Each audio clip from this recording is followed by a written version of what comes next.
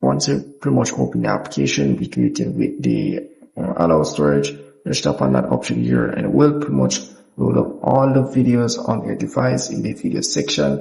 And as well, it's going to show you for the section where all the videos will be seen as well. So you pretty much can use this application to play your videos. As you can see here, these are pretty much my tutorial videos. As you can see, quite a lot of tutorials and so forth. So yeah, that's how you pretty much use this application. So very easy to use, nothing hard for you to not understand.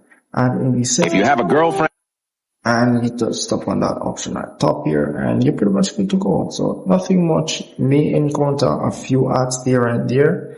And you really don't have much subscription to remove these ads here, so do keep that in mind as well. So it's just a simple application for playing your videos that you have downloaded on, let's say, YouTube or whatever you see, have downloaded your videos. But yeah, that's a simple video player. Nothing much. But if I missed anything, just comment below and see if you can help you out.